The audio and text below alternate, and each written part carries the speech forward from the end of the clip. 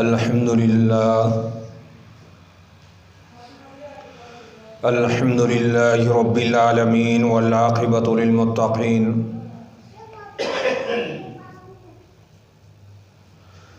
والصلاة والسلام على أشرف الأنبياء والمرسلين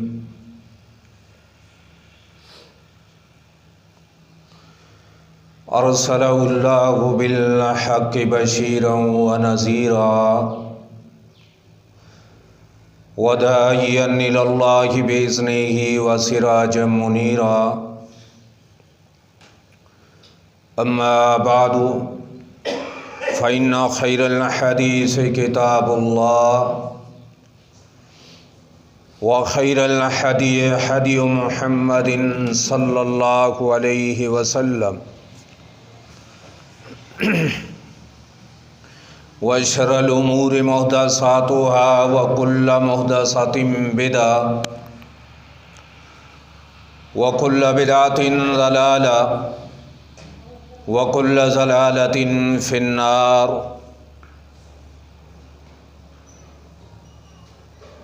أما بعد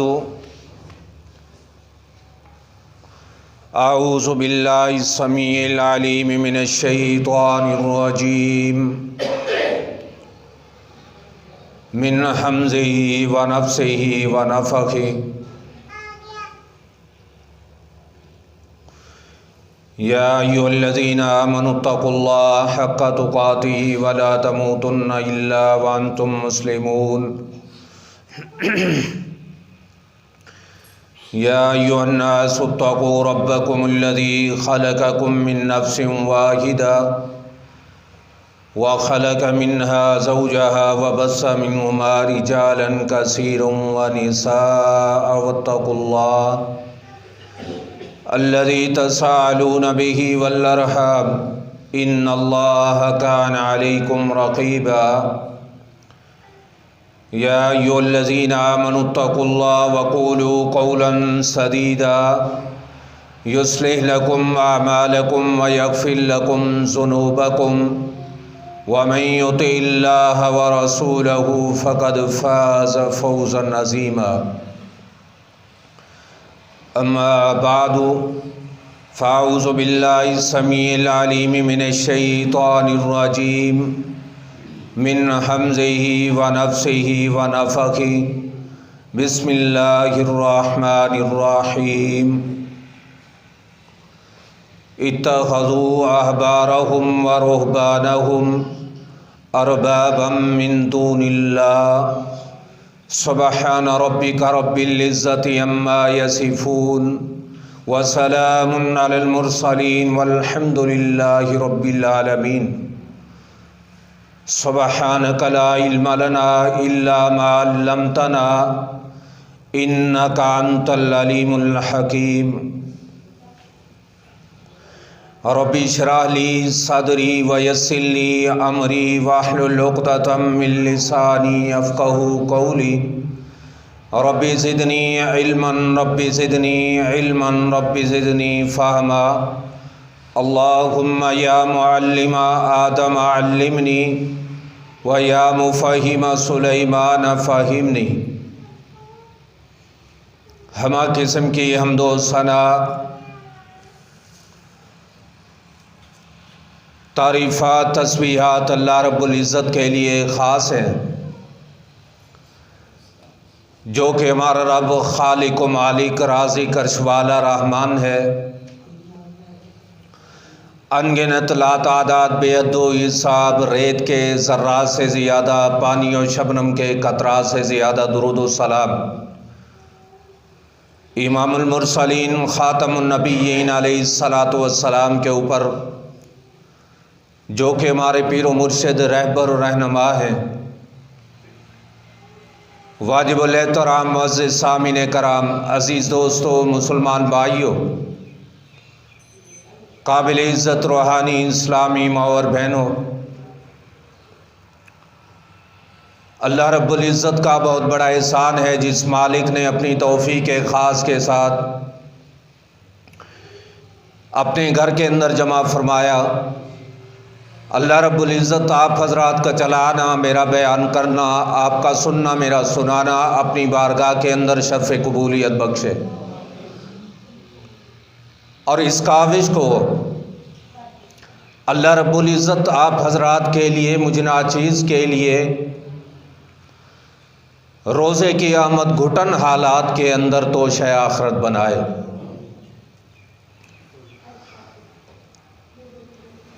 آج کے خطبہ جمعۃ المبارک کے اندر چند معروضات آپ حضرات کے سامنے عرض کروں گا۔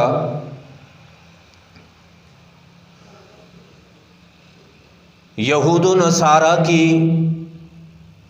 ایک خصلت جو ان کے اندر موجود تھی اور آج بھی موجود ہے، اور اس خصلت کا ذکر اللہ رب العزت نے سورہ توبہ کے اندر جو آیت کریمہ تلاوت کی ہے اس کے اندر کیا ہے۔ ان کے اندر کیا خصلت تھی؟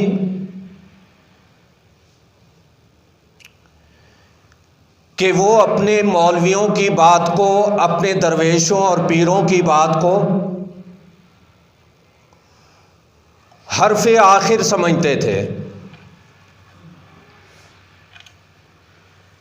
یعنی جو ان کا مولوی کہہ دے، جو ان کا پیر کہہ دے، جو ان کا مرشد کہہ دے،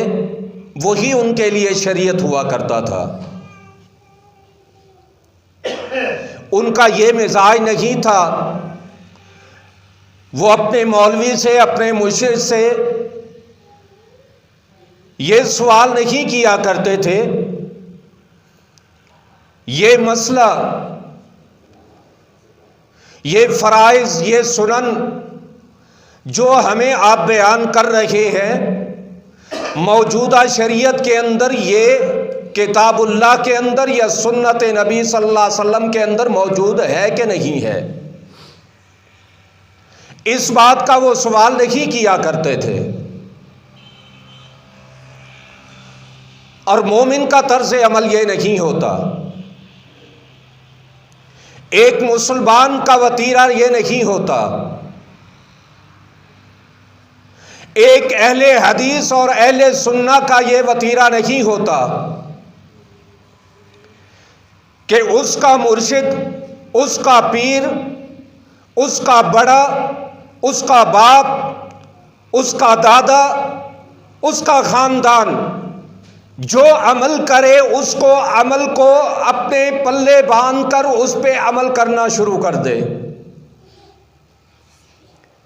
بلکہ مومن کا یہ وتیرہ ہوتا ہے، اس کا یہ طرز عمل ہوتا ہے، اس کا یہ شیڈول ہوتا ہے کہ جب وہ اپنے پیر کی بات کو سنتا ہے، وہ اپنے عالم کی بات کو سنتا ہے، اس کے سامنے مفکر کی بات کو رکھا جاتا ہے، اس کے سامنے وقت کے محدث کی بات کو رکھا جاتا ہے، وہ یہ نہیں ہے کہ اس کی بات پہ سر تسلیم خم کر لیتا ہے، بلکہ وہ اپنے اس عالم سے بڑے ادب و احترام کے ساتھ گزارش کرتا ہے، عرض گزار ہوتا ہے کہ حضرت بتلائیے یہ آپ نے جو مسئلہ ہمیں بیان کیا ہے یہ مسئلہ اللہ کے قرآن کا ہے یا حدیث مصطفیٰ صلی اللہ علیہ وسلم کا ہے؟ یہ مومن کا وتیرہ ہے۔ وہ یہود و نحود کا طرز عمل تھا کہ اپنے بڑوں کی بات پہ سر تسلیم خم کرنے والے، مگر ایک مسلمان کا، ایک امت محمدیہ کے فرد کا یہ فریضہ بنتا ہے، چاہے بڑا ہو یا چھوٹا ہو، چاہے باپ ہو یا دادا ہو، چاہے محدث ہو یا مفکر ہو، وہ جو بھی بات کرتا ہے اس سے دلیل کا مطالبہ کیا جائے، اس کے سامنے کسوٹی بنایا جائے، یا کتاب اللہ کو یا سنت نبی صلی اللہ علیہ وسلم کو۔ یہ مومن کا وتیرہ ہے۔ اللہ رب العزت ہمیں توفیق عطا فرمائے کہ ہم جو ہے اس بات کو اپنے سینے سے لگا لیں جو معروضات میں آپ حضرات کے سامنے گوش گزار کرنے لگا ہوں۔ جامع ترمذی کی روایت ہے، شیخ البانی رحمہ اللہ نے سلسلہ احادیث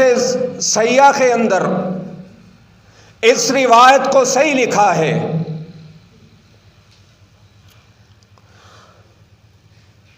کہ جس وقت یہ آیت کریمہ کا نزول ہوا، سیدنا عدی بن حاتم سب کہہ دو رضی اللہ تعالی عنہ، یہ میرے آقا کے صحابی ہیں، انہوں نے امام کائنات محمد رسول اللہ صلی اللہ علیہ وسلم سے سوال کر دیا، فرمایا آقا کہ اللہ رب العزت ارشاد فرماتے ہیں اتخذوا احبارهم ورهبانهم اربابا من دون اللہ، کہ یہودیوں کا نصرانیوں کا یہ طرز عمل ہے کہ اللہ کے ماں سوا انہوں نے اپنے مولویوں اور پیروں اور درویشوں کو رب مان لیا ہے۔ آقا یہ تو بتلائیے کہ ہم نے کبھی اپنے مولوی کے سامنے سجدہ نہیں کیا، کبھی ہم نے اپنے پیر کے سامنے سجدہ نہیں کیا، کبھی ہم نے ان کے سامنے رکوع نہیں کیا، کبھی ہم نے ان کے سامنے سور و پکار نہیں کی، کبھی ہم نے ان کے سامنے نظر و نیاز نہیں رکھی، کبھی ہم نے ان کے سامنے بکرا یا چھترا لا کر ذبح نہیں کیا، مگر اللہ رب العزت نے یہ کیوں فرمایا ہے کہ یہود و نصارہ نے اللہ کے ماں سوا اپنے مولویوں اور پیروں کو رب بنا لیا ہے۔ آقا اللہ نے یہ بات کیوں کہی ہے؟ تو امام کائنات محمد رسول اللہ صلی اللہ علیہ وسلم ارشاد فرماتے ہیں عادی، اگر آپ کا مولوی، اگر آپ کا مرشد، اگر آپ کا محدث، اگر آپ کا مفکر، اگر آپ کا پیر، اگر آپ کا درویش کوئی آپ کو مسئلہ بتلاتا ہے، کیا کبھی آپ نے اس اپنے عالم سے یہ سوال کیا ہے اگر تم نے اس بات کو حلال قرار دیا ہے، اس کی حلت کا ذکر شریعت کے اندر ہمیں دکھاؤ، اگر آپ نے اس مسئلے کو حرام قرار دیا ہے اس کی تحریمی کا ذکر سیدنا عدی بن حاتم رضی اللہ تعالیٰ عنہ بیان فرماتے ہیں آقا ہم نے اپنے مولوی سے، اپنے مفتی و مفکر سے اس بات کا دلیل کا سوال کرنا ہم ان کی توہین سمجھتے تھے، کبھی ہم نے ان سے یہ سوال نہیں کیا۔ امام کائنات محمد رسول اللہ صلی اللہ علیہ وسلم ارشاد فرماتے ہیں اے عادی، بغیر دلیل کے کسی کی بات کو تسلیم کر لینا، چاہے وہ بڑا ہے یا چھوٹا ہے، وقت کا محدث ہے یا مفکر ہے، بغیر دلیل کے کسی کی بات کو مان لینا، اس کو رب بنا لینا ہے۔ کوئی بھی بات کرتا ہے آپ اس سے دلیل لیجئے، یہ کوئی عام بات نہیں ہے، یہ کوئی عام مفکر و محدث کی بات نہیں ہے، بلکہ کتاب اللہ کی بات ہے یا سنت نبوی صلی اللہ علیہ وسلم کا بیان ہی ہے۔ حضرات ہمیں اس بات پر محتاط رہنا ہوگا، کسی مسلک کے ساتھ تعلق رکھنے والا ہے، کسی برادری کے ساتھ تعلق رکھنے والا ہے، میرا اپنا ہے یا بیگانہ ہے، کوئی بھی ہے، اس سے مسئلے کی دلیل پوچھنی ہوگی۔ بغیر دلیل کے آپ نے کسی بات پر عمل نہیں کرنا۔ اللہ رب العزت ہمیں توفیق عطا فرمائے۔ اللہ اکبر کبیرہ۔ صحیح البخاری کی روایت ہے، امام بخاری رحمہ اللہ اپنی صحیح کے اندر اس حدیث کو نقل فرماتے ہیں، محمد رسول اللہ صلی اللہ علیہ وسلم کا ارشاد گرامی ہے، آقا فرماتے ہیں قرب قیامت میری امت کے اندر ایسا وقت آ جائے گا، ایسا دن آ جائے گا، لَتَتَّبِعُنَّ سُنَنَ مَنْ كَانَ قَبْلَكُمْ، آقا فرماتے ہیں میری امت جو ہے وہی کردار و افعال اپنائے گی جو کردار و افعال جو ہے یہود و نصارہ کا طرز عمل تھا۔ مگر آج ذرا ہم دیکھیں اپنی شکل و صورت کو، کیا ہماری صورت یہود و نصارہ جیسی تو رہی؟ اپنے لباس کو، اپنی خوشی غمی کو، اپنے گھر کے رہن سہن کو، اور اس کے بعد مضمون کے مناسبت سے جو ایک خصلت یہود و نصارہ کی آپ کے سامنے رکھ رہا ہوں کہ ان کا یہ طرز عمل تھا کہ بغیر دلیل کے اپنے علماء کی بات کو تسلیم کیا کرتے تھے، مگر آج بڑے دکھ کے ساتھ یہ بات کرنی پڑتی ہے کہ حضرات کہ آج ہماری صورتحال یہی بن چکی ہے کہ ہمارا عالم، ہمارا مفتی جو بھی بات کرتا ہے ہم سر تسلیم خم کر لیتے ہیں، اس کی بات کو تسلیم کر لیتے ہیں۔ کبھی ہم نے نہیں پوچھا کہ حضرت کتاب اللہ کے اندر یا سنت نبی صلی اللہ علیہ وسلم کے اندر نماز کا طریقہ کیسا ہے، آج ہمیں دکھلائیے۔ روزے کا طریقہ کیسا ہے، حج کا طریقہ کیسا ہے، اور اس کے علاوہ سنن نوافل اور احکامات جو بھی عالم بیان کرتا ہے، آج کوئی اپنے عالم سے دلیل نہیں پوچھتا۔ آج ہمارا طرز عمل بھی وہی یہود و نصارہ والا کہ جس طرح وہ اپنے رہبان سے، وہ اپنے احبار سے دلیل کا سوال نہ کیا کرتے تھے، آج کا مسلمان بھی اہل سنت اپنے آپ کو کہلوانے والا دلیل کا مطالبہ نہیں کرتا، شکل و صورت کو دیکھ کر، پگڑی کو دیکھ کر، روحانیت کو دیکھ کر، قبے اور جبے کو دیکھ کر، دستار کو دیکھ کر اس کی بات کو تسلیم کرنے والا، اس کو چاہیے کہ اپنے سینے سے بات کو لگائے ایک کتاب اللہ کی یا سنت نبی صلی اللہ علیہ وسلم کی۔ یہی صراط مستقیم ہے، یہی جنت کی راہ ہے، یہی منہج اسلاف ہے، یہی امام کائنات محمد رسول اللہ صلی اللہ علیہ وسلم کا طرز عمل ہے، یہی محدثین کی راہ ہے، یہی مفکرین کی راہ ہے، یہی اہل حق کی بات ہے، یہی جنت کی راہ ہے کہ لوگوں اپنے سینے سے لگا لو ایک رب کے قرآن کو اور دوسرا امام کائنات محمد رسول اللہ صلی اللہ علیہ وسلم کے سچے فرامین کو۔ آئیے اصحاب محمد صلی اللہ علیہ وسلم کا طرز عمل کہ وہ جو بھی بات کیا کرتے تھے دلیل کے ساتھ بات کیا کرتے تھے، برہان کے ساتھ بات کیا کرتے تھے، اور قرآن بھی اس بات کی دعوت دیتا ہے قُلْ هَاتُوا بُرْهَانَكُمْ إِن كُنتُمْ صَادِقِينَ، اگر تم سچے ہو۔ سچائی کا طرز عمل یہی ہوا کرتا ہے کہ دلیل لے کر آؤ، اپنے عمل پر، اپنی نماز پر، اپنے روزے پر، اپنے حج پر، اپنی زکوٰۃ پر، اپنے جنازے پر، اپنے فرائض پر، اپنے نوافل پر کوئی ہے تو برہان لے کر آؤ رب کے قرآن سے اور امام کائنات محمد رسول اللہ صلی اللہ علیہ وسلم کے مقدس فرامین سے۔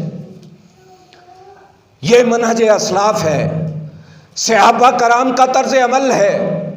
سیدنا صدیق اکبر کہہ دو رضی اللہ تعالی عنہ، خلیفہ بلا فصل، ان کا قول آپ کے سامنے رکھتا ہوں۔ آپ اکثر فرمایا کرتے تھے میں سنت نبی صلی اللہ علیہ وسلم نہیں چھوڑ سکتا۔ آپ سے پوچھا گیا صدیق اکبر آپ سنت کو کیوں نہیں چھوڑ سکتے؟ آپ آقا کی بات کو ترک کیوں نہیں کر سکتے؟ فرمایا کرتے تھے کیونکہ مجھے ڈر لگتا ہے کہ آپ کی بات کو چھوڑ دوں گا میں گمراہ ہو جاؤں گا۔ حضرات، صحابہ کا یہ طرز عمل ہے، پیغمبر کی سنت کو چھوڑنا گمراہی ہے، پیغمبر کی حدیث کو چھوڑ دینا صراط مستقیم نہیں ہے، یہ راہ جنت کو نہیں جاتا۔ جنت کو راہ جو جاتا ہے وہ سنت نبی صلی اللہ علیہ وسلم پہ عمل کر کے جاتا ہے۔ اور اسی طرح آئیے سنن ابی داؤد کتاب الحدود کی روایت ہے، امام کائنات محمد رسول اللہ صلی اللہ علیہ وسلم کا ارشاد گرامی ہے، آقا علیہ الصلوۃ والسلام کے مقدس فرامین آپ کے سامنے رکھ رہا ہوں۔ اللہ رب العزت امت مسلمہ کو کتاب و سنت کا عامل بنا دے۔ رب کعبہ کی قسم ہے میں اکثر اپنے خطبات کے اندر کہتا ہوں اس بات کو کہ لوگوں، میں فرقہ واریت کو ہوا نہیں دینے والا، میں کسی کے خلاف بدخوئی نہیں کرنے والا، فرقہ پرستی کی بات نہیں کرنے والا۔ مسجد عائشہ کے منبر سے اگر آپ کو پیغام ملتا ہے، اگر آپ کو دعوت ملتی ہے ایک اللہ کے قرآن کی یا امام کائنات محمد رسول اللہ صلی اللہ علیہ وسلم کے مقدس فرمان کی، توفیق باللہ یہ بات آپ کے سامنے رکھنے والا ہوں۔ آئیے بات بحران کی ہے، دلیل کی ہے۔ سیدنا فاروق اعظم رضی اللہ تعالی عنہ کے پاس ایک پاگل خاتون کو لایا گیا جس کا دماغی توازن درست نہیں تھا، مجنونہ عورت کو لایا گیا اور آپ کو عرض کیا گیا، فرمایا سیدنا فاروق اعظم رضی اللہ تعالی عنہ اس عورت نے بدکاری کی ہے، تو آپ نے آرڈیننس جاری کر دیا، آپ نے فرمایا اس عورت کو لے جاؤ اور سنسار کر دو۔ یہ شریعت کا مسئلہ ہے، کتاب و سنت کا مسئلہ ہے۔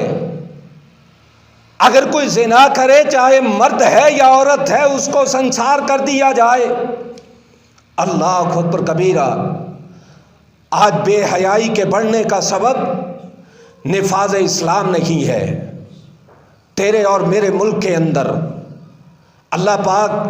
ان حکمرانوں کو توفیق عطا فرمائے کہ کتاب و سنت کا نفاذ کر دے۔ اللہ اکبر کبیرہ۔ آپ نے فرمایا کہ اس عورت کو لے جاؤ، سنسار کر دو، پتھر مار مار کے اس کو رجم کر دو، ختم کر دو۔ جب آپ نے یہ آرڈیننس جاری کیا، آپ کی بات کو سن کر سیدنا علی مرتضیٰ سب کہہ دو رضی اللہ تعالی عنہ، آپ نے فرمایا اے فاروق اما سمیت رسول اللہ صلی اللہ علیہ وسلم، اے فاروق اعظم کیا امام کائنات محمد رسول اللہ صلی اللہ علیہ وسلم کا فرمان آپ کے سامنے نہیں ہے؟ بات دلیل کی ہے، کہنے والا کوئی ہو۔ صحابی نے ٹوک دیا، صحابی نے روک دیا، وقت کا خلیفہ ہے، آرڈیننس جاری کر دیا ہے۔ سیدنا علی مرتضیٰ شیر خدا رضی اللہ تعالی عنہ فرماتے ہیں اے فاروق اعظم اما سمیت رسول اللہ صلی اللہ علیہ وسلم، کیا تیرے سامنے امام کائنات محمد رسول اللہ صلی اللہ علیہ وسلم کا فرمان نہیں ہے؟ سیدنا فاروق اعظم کہنے لگے اے علی میرے آقا کا فرمان کیا ہے؟ سیدنا علی مرتضیٰ رضی اللہ تعالی عنہ فرمانے لگے کہ 3 شخص ایسے ہیں جن کی اللہ رب العزت جو ہے گرفت نہیں کرے گا، ان سے سوال نہیں کرے گا کہ آپ نے کیا کیا تھا دنیا میں جا کر۔ فرمایا علی بتلاؤ وہ کون سے ہیں؟ فرمایا پہلا وہ انسان جو نیند میں باتیں کر رہا ہے، چاہے وہ غلط کرتا ہے یا صحیح کرتا ہے، اس کی بات کی گرفت نہیں ہوتی۔ نیند کے اندر وہ جو بھی بات کرتا ہے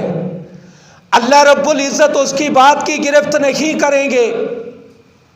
اور دوسرا وہ انسان چاہے مرد ہے یا خاتون ہے، اس کا دماغی توازن ٹھیک نہیں ہے، وہ مجنون ہے، وہ پاگل ہے، جو بھی عمل کرتا ہے اللہ رب العزت جو ہے اس سے سوال نہیں کریں گے، گرفت نہیں کریں گے۔ اور تیسرا وہ بچہ یا بچی جو نابالغ ہے، ابھی بلوغت کو نہیں پہنچے،